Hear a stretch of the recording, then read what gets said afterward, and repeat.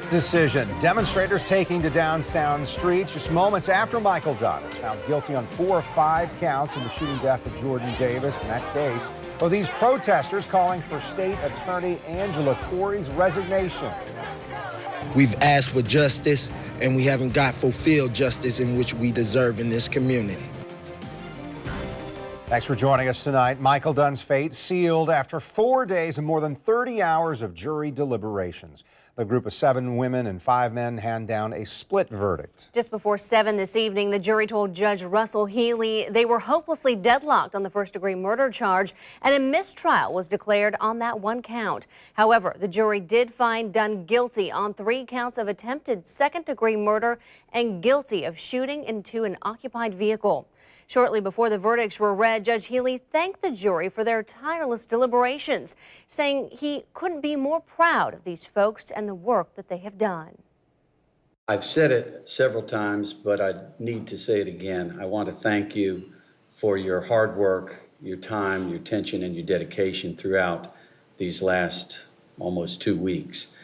There will never be words that I could ever express to you to tell you how grateful I am, and that we all are, for your service, your consideration and dedication to this process. And within minutes after we learned about a verdict, State Attorney Angela Corey announced the state would retry Michael Dunn on that 1 count of first-degree murder. But on the eve of Jordan Davis's 19th birthday, Corey also said she was grateful for the jury's careful consideration and deliberations. The state attorney talked about the challenges during the trial and the possible ones to come. Justice for Jordan Davis is as important as it is for any of our other victims. The other thing is, as you all know, the defense has a right to appeal this case. And sometimes just a mere slip of the tongue from a lawyer, from the judge. One of the things we've had a lot of problems with are the jury instructions. They're about to change the justifiable use of deadly force instructions on us again. They also just changed the manslaughter instruction in the middle of this trial. So any one of those things could cause a retrial on the 4 counts on which we got a guilty verdict. And we're covering all the post-verdict reaction from every angle tonight. We also hear from Dunn's attorney, Corey Strolla, on how the Dunn family is doing this evening, and the latest on a heated crowd of demonstrators. First, we go to Channel 4's Vic Michelucci, who has much more on the emotional reaction from Jordan Davis's parents just minutes after that verdict was announced. Vic? Kent and Adrian, it has been a very long and difficult journey for them. More than 450 days since Jordan Davis was shot and killed at that Gate gas station on the south side. They say that today is bittersweet because they do know that the man that killed their 17-year-old son will spend some time in prison. They still are waiting to find out what the charges will be and what the verdict will be when it comes to his conviction. Self-defense might have been played. I thank you all for seeing that we as parents were good parents to Jordan, and that he was a good kid. It wasn't allowed to be said in the courtroom that he was a good kid, but we'll say it, he was a good kid. There's a lot of good kids out there, a lot of good nephews, a lot of good grandsons, granddaughters, nieces, and they should have a voice, that they shouldn't live in fear and walk around the streets worrying about if someone has a problem with somebody else, that if they get shot, it's just collateral damage. There's no such thing to parents that their child suffered collateral damage. We as all human beings, we love our children, we love our families, and we don't accept a law that would allow collateral damage to our family members. We raise them not to fear each other, we raise them to be good citizens in America. So Jordan Davis's father there, who you can see obviously very upset, holding back tears. We also heard from Jordan's mother, Lucia McBass. She said that she has gotten a little bit of closure tonight, but obviously still a long way to go as she continues to push for justice for Jordan Davis. She says the good news is, though, she does feel that there's justice for the 3 other teens in the SUV the night of the shooting. Reporting live at the Duval County Courthouse downtown, I'm Vic Michelucci, Channel 4, the local station.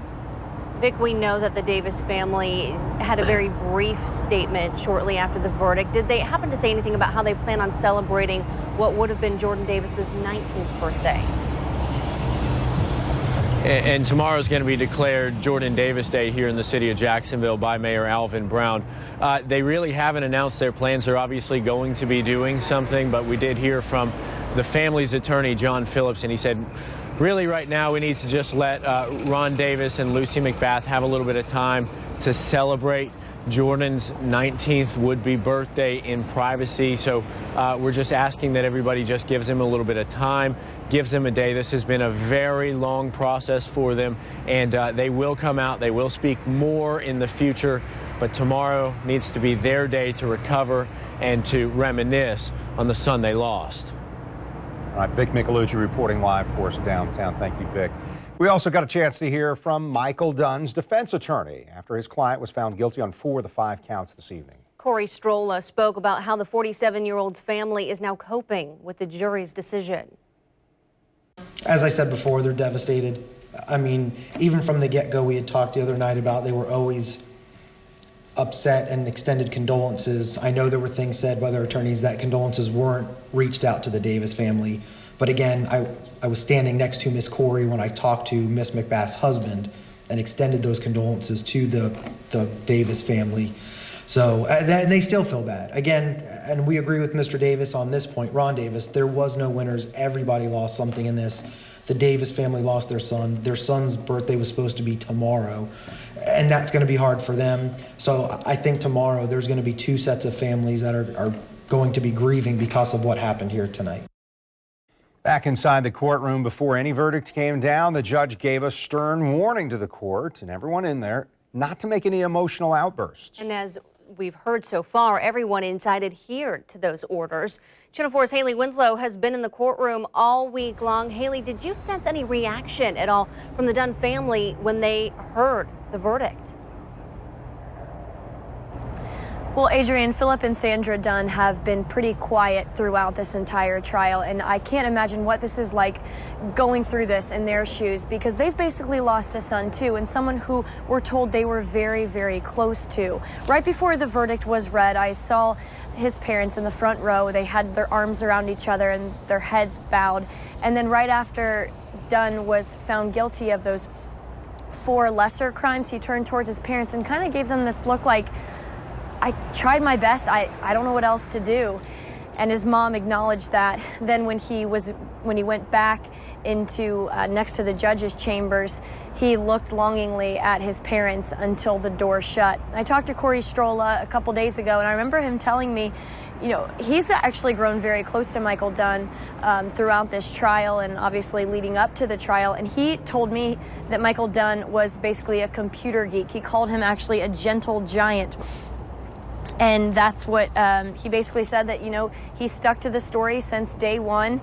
And Michael Dunn told him, we have the law, and then we have, you know, what actually happened. And the state tried to rattle him, but they didn't seem to be able to get very far, although the jury still came back with those 4 guilty verdicts in those 4 lesser charges. Reporting live at the Duval County Courthouse, Haley Winslow, Channel 4, the local station. Haley, what did Corey Strolla say about Michael Dunn after the verdict? Well, he said that he is still in shock, which is definitely understandable. Corey Strolla said, you know, stay calm. We're going to talk about this. We're going to file an appeal. And I think up until now, Michael Dunn was kind of just going through the motions of the testimony and, you know, step by step in the trial. But I think now is when it's really going to settle in, that he basically is going to be serving a life sentence, even though he wasn't found guilty of that first-degree premeditated murder. Tom. All right, thank you, Haley, reporting live for us there. And as the verdicts were announced and word spread, tensions rose downtown outside the courthouse, and they spread to the front door of the state attorney's office. Many of those groups were heard shouting justice for Jordan, saying the teenager was not vindicated since jurors were deadlocked on that first-degree murder charge. Earlier this evening, protesters marched to the state attorney's office demanding that Angela Corey resign. Channel 4's Elizabeth Campbell is live with more on the crowds and their message tonight. Elizabeth.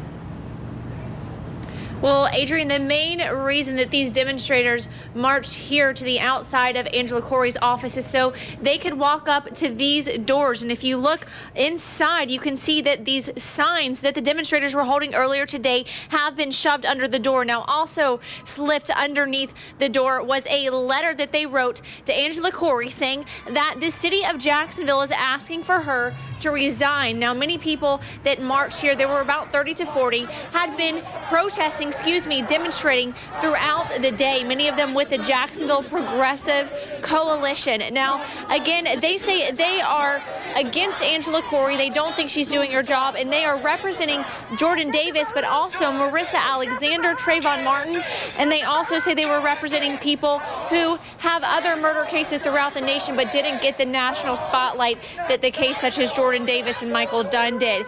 Now, they say that they believe that Angela Corey is the reason that Michael Dunn was not given a guilty verdict on that first-degree murder charge. They say she's not doing her job, and when it came specifically to the Michael Dunn trial, these demonstrators say because Dunn wasn't guilty in that first-degree murder charge, that Angela Corey failed to represent the state of Florida. It really hit home to me.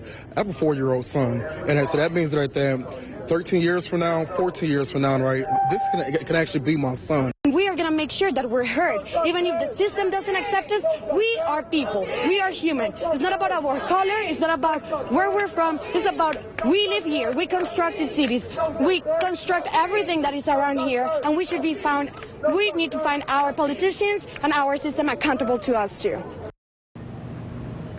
Now, after these demonstrators slipped that letter as well as those posters underneath the front doors, they all gathered right about here for a couple more minutes, and then they all went their separate ways tonight a couple of hours ago. Reporting live downtown, Elizabeth Campbell, Channel 4, the local station. Elizabeth, did any of the demonstrators talk about what's next for any of them? Any of them planning on going to Tallahassee? I know that there was some early talk of that potentially happening with some of these demonstrators.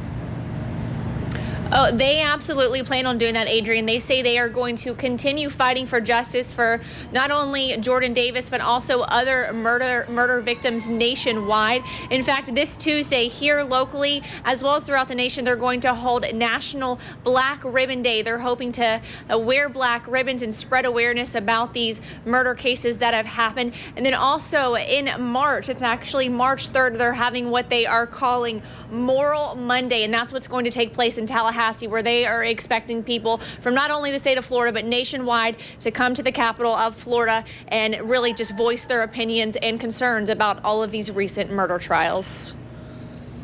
All right, Elizabeth Campbell reporting live for us tonight. Thank you, Elizabeth. Our coverage of the Michael Dunn verdict continues. You know, demonstrators aren't the only ones calling for change after tonight's fast-moving developments, and they're not the only ones headed for the Capitol. That's right. We'll hear from local Congresswoman Corrine Brown, including why she says her next stop is Tallahassee. Stay with us.